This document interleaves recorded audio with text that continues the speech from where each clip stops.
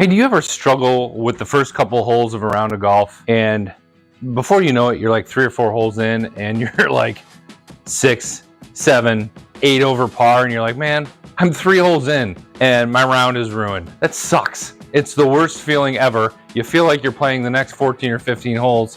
Unless something miraculous happens, it's kind of a wasted round. You know you're not going to hit your goals. Hey everybody, Bryan Z, PGA professional, Bryan Z Golf. In this video, we're going to show you how to warm up the right way to give you the best chance at success.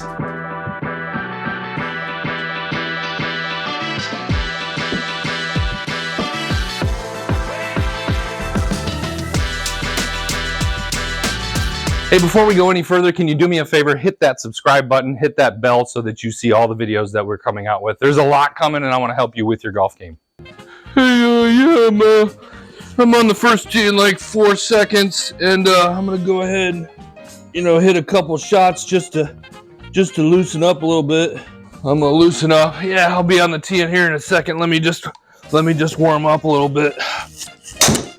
I just gotta get loose. Gotta hit my driver because I gotta hit driver on that first hole. Let's see here. We're gonna go ahead and hit my driver. Whew. All right, I'm ready to go to the first tee. Let's go.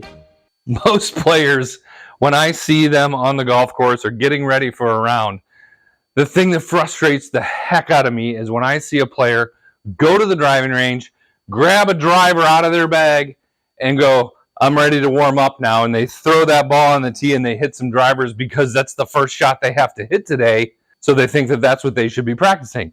It's absolutely wrong. There is not a tour player in the world that would ever warm up that way.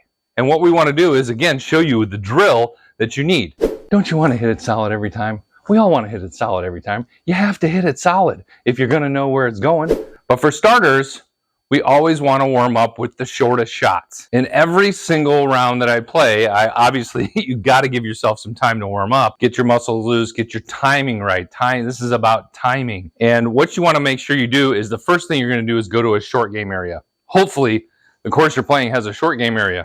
So the first thing, and I'm telling you, I've played in some tour events, I've been to countless tour events. In every single instance, you're going to look at a tour player that goes to the range with his caddy, and the first thing they're going to do is grab probably the shortest club in their bag, sand wedge. If they're not already starting their round by chipping around the green, some of them even go to the putting green first just to get some feel for ball and club head contact. Never in the history of ever will you see a tour player grab a driver as his first club to hit right out of the box. It's never going to happen. It's never happened. I can put money on it. So the first thing we're going to do is just make sure that we're just going to hit some of the shortest shots we can. All we're going to do is be hitting little 30, 40, 50 yards, even shorter if you want. Again, you can do some chipping. And we're just going to hit some shots just to start to feel. This is not the drill, by the way. This isn't it. You got to wait for it. And the most important thing you're trying to do here is distance control. The direction of these shots doesn't matter. The distance is everything. So all we're going to be doing is hitting some warm-up shots, one after another. That's how we start. Then we progress to the range. Let's go to the range. Boy, this range looks a lot like the short game area I was just at. It's amazing. If we've gone to the short game area, we're starting to work on loosening up, and the actual physical part of loosening up, which I would strongly suggest the Golf Forever program.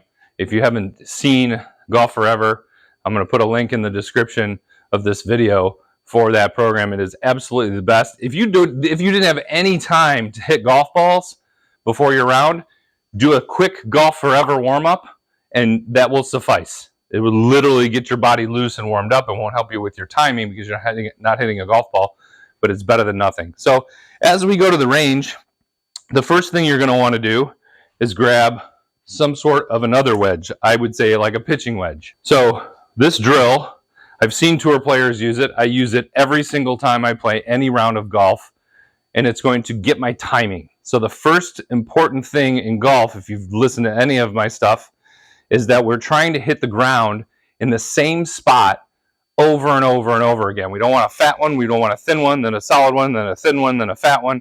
We don't want any of that inconsistency that makes for a very, very, very bad round of golf. So how do we do this? How do we get consistent right out of the box so that I know when I go to the hole number 1 and I hit the fairway that that next iron shot's going to be solid?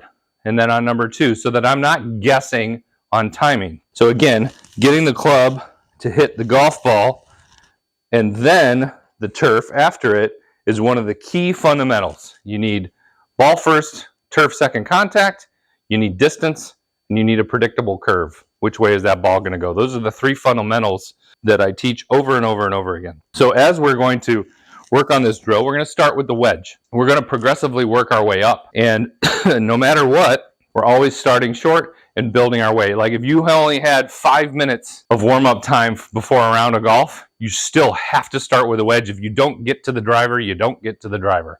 You start with the wedge, and we're going to work our way up from there. Even if it was 2 shots with this, 2 shots with a 7-iron or a 6-iron, and 2 shots with a fairway wood or a driver, something like that, that would suffice to get you at least some kind of warm-up.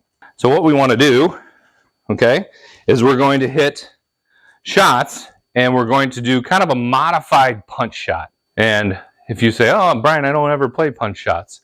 Well, this is a drill. So we're going to get your hands in front of the ball at impact. We're going to get that solid flush ball first contact, and it's really going to help your timing. When we're doing this drill, we're working on timing. Where is my body? Where is my head? Where is my shoulder turn? Where is my hip turn? All of these things matter, and they can change day to day. They can change depending how you slept. They can change drastically, and we're trying to get those things timed up. So all we're trying to do is hit a little punch shot, and we can stop this golf club as close to the ground in our follow through as we can. Okay, I'll let you go all the way up to possibly parallel to the ground. That would be the maximum, but we don't want full swing shots like that. So we're going to be hitting this little pseudo punch shot.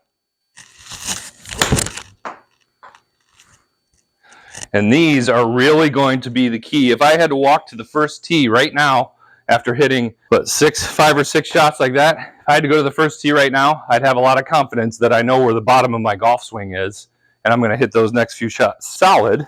Let's hit one more with this wedge. And again, not getting this club above parallel to the ground. Then I would move up to something more like a 7-iron, and I'm gonna continue the drill from there. We're gonna work this 7-iron. We're gonna stop on our follow through as close as we can to the bottom. That's gonna get my weight to stay on my left side. We're gonna get those hands out in front of the golf ball, and we're gonna find that bottom of my golf swing. That's what's the hard part when you haven't hit any balls. Sometimes you're going to feel like it's back here, it's too far forward, it's too far back, sometimes it's right. We want a few consistent shots where we know where the bottom of the golf swing is. Okay, and the longer the club, the harder it is to keep short. And we're just trying, so if you struggle with this the first couple of times, if you hit one fat, you're going to keep going. Get it shorter and shorter and shorter the more you go. The shorter the swing, the more the control we have, the more you'll flush that golf ball each and every time. Then, after we've hit, 4 or 5 good ones, okay, we don't have to have full big follow-throughs. The bigger that follow-through, the more moving parts we have, the more inconsistency we're going to have. They don't have to be perfect, okay? We're trying to warm up. We're trying to get the club on the ball. Hit it solid. Number 1, hit it solid, hit it solid, hit it solid. Then number 2, hit it solid. All right. Then we'll start to work on direction as we get out on the golf course. I'm telling you, this is the best drill you can ever do to warm up. Period. It's it. End of story. You can't argue with me. It's not doable. Okay. And then after you've gotten really good with getting those solid shots with the irons, then and only then do we move up into the longer driver and hit a few from there, okay? But by this time, you've hit this driver, you should have hit a lot of solid shots already. If you don't have time to hit all of these shots before your round of golf, then this is the one you're not going to hit.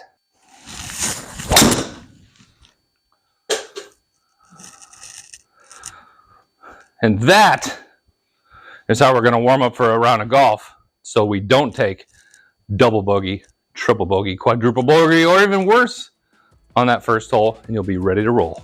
So now you have the tools that are needed to have a successful warm-up that give you the best chance of making par, birdie, or maybe a worst case, a bogey on that first hole, second hole, third hole, instead of taking 6, 7, 8.